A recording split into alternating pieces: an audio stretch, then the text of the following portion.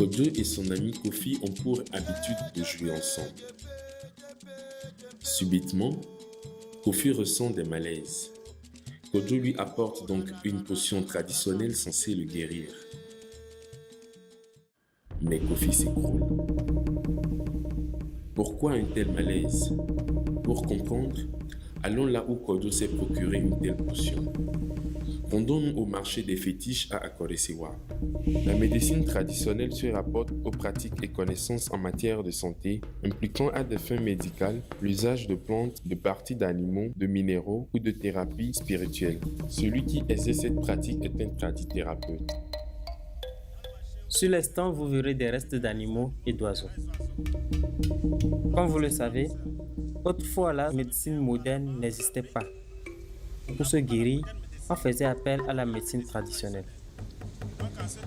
Les gens allaient donc voir le féticheur pour une consultation. Ensuite, ce dernier leur demandait, pour leur guérison, d'aller chercher ces produits que vous voyez sur les stands. Par exemple, les hiboux, des têtes de kalao, des chiens, des chimpanzés, etc. Tout cela sera rendu en poudre pour faire une vaccination traditionnelle.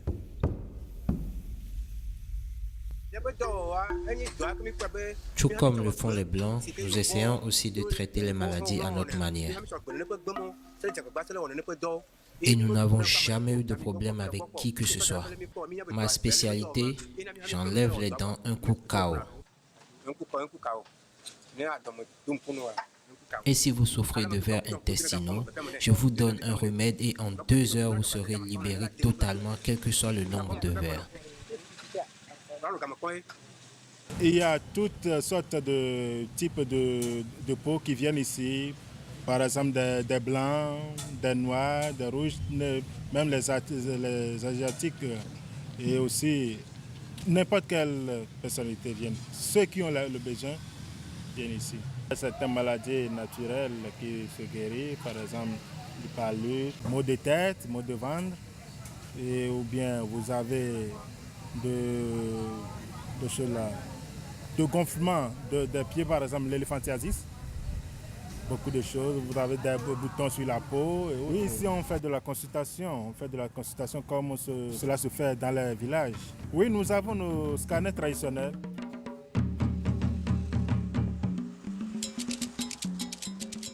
Un autre lieu où encore Kojo a pu s'en procurer est le grand marché, plus précisément à Atikodi. On y trouve principalement des femmes herboristes.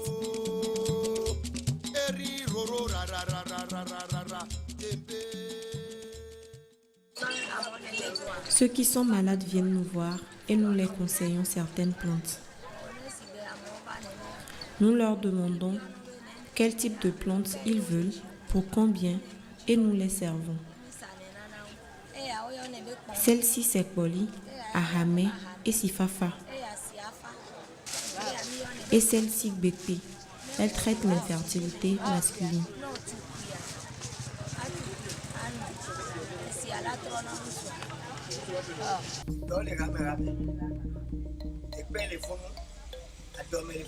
Nous sommes là pour vous aider, quel que soit ce qui vous arrive, même si c'est un mauvais sort qui vous a été jeté.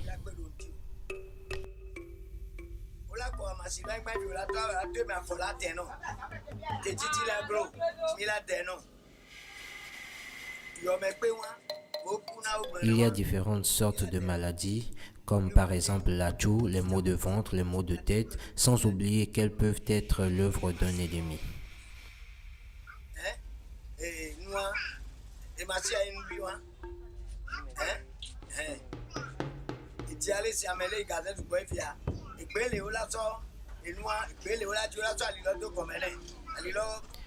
Il existe tellement de maladies que nous traitons que je ne puis tout citer.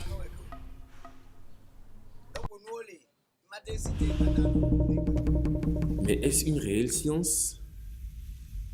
Qu'en pense la médecine moderne? Vous savez qu'avant l'arrivée de la médecine moderne, nos parents se traitaient par la médecine traditionnelle. Et bien donc, c'est cette habitude qui est restée. Ensuite, C'est ce que nous pensons, en fait tout le monde pense, c'est que le traitement devait être moins cher. Parce que on ne va pas payer les frais de consultation et peut-être les médicaments, c'est par exemple des herbes qu'on va aller chercher. Et voilà, c'est pour ça. Beaucoup de médicaments sont fabriqués par les herbes. Oui. Mais c'est que nos malades, et même les tradipraticiens, beaucoup connaissent mal ces herbes. Alors c'est là que le problème se pose. Alors on va prendre les herbes, on va faire des associations, et ces associations, surtout on ne connaît pas bien comment il faut les associer. Quand vous prenez même les médicaments vendus en pharmacie, eh bien, nos prescriptions obéissent à certaines règles. Alors, si vous ne respectez pas ces règles, eh bien, ces médicaments deviennent néfastes pour la santé des malades.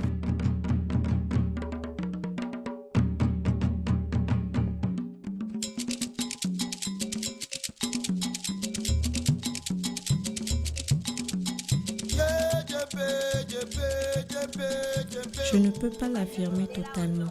Elle est aussi efficace tout comme les produits pharmaceutiques. Depuis que je vends ces plantes, il n'y a jamais eu de problème. Je dirais que la médecine moderne est très évoluée, pour vous parler franc. Mais si moi-même je suis souffrant et je vois que ceci, je peux, si je prends ce produit-là, ça va me guérir. Pourquoi aller encore me dépenser de l'argent? Je dis que c'est la médecine qui est moins chère. Vous voyez? Donc, pour beaucoup de gens, quand on est malade, on passe d'abord par là. Ou alors, on ne passe pas par là, on fait de l'automédication. Et que pensent les malades de cette situation?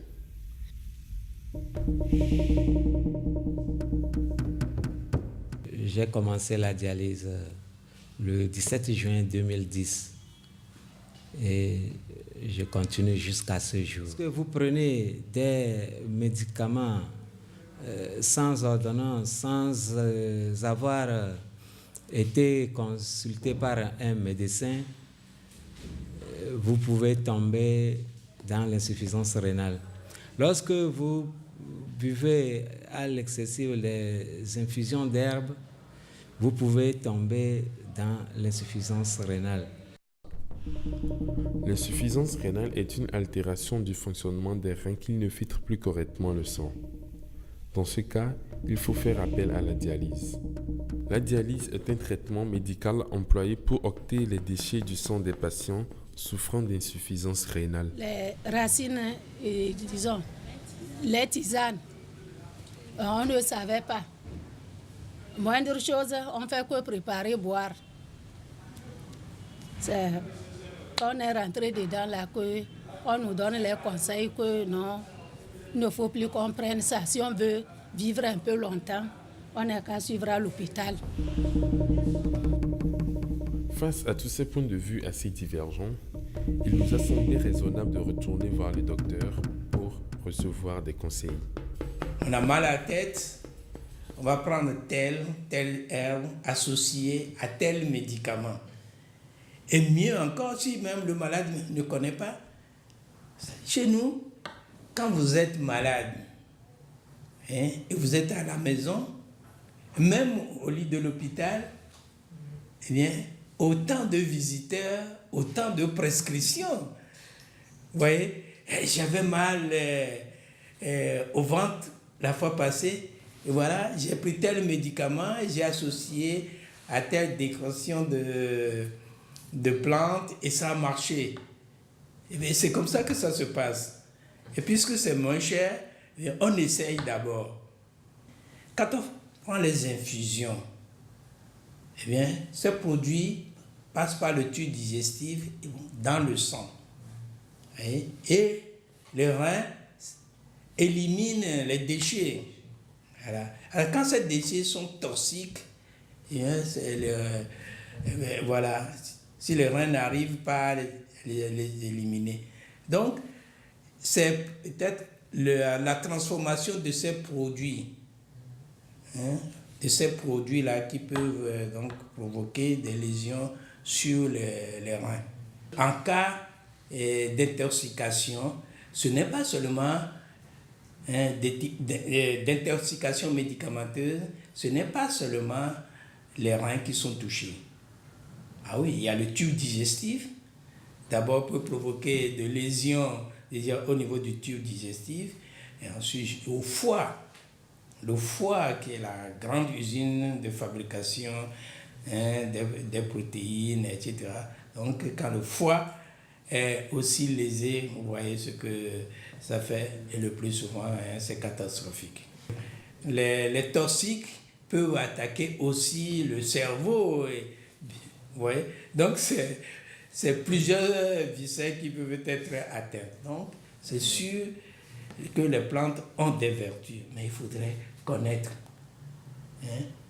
Il y a des éléments comme la dose, les associations, etc. Mais dans certains pays comme le Sénégal, eh bien, on a commencé à associer les tradis praticiens.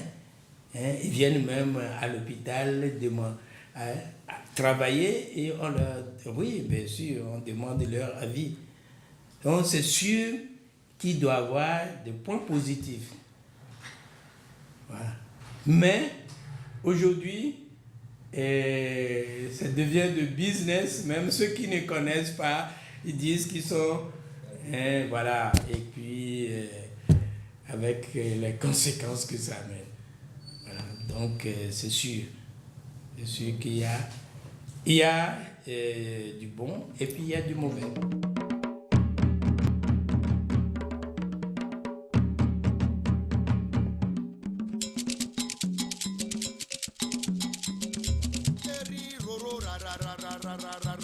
Tempe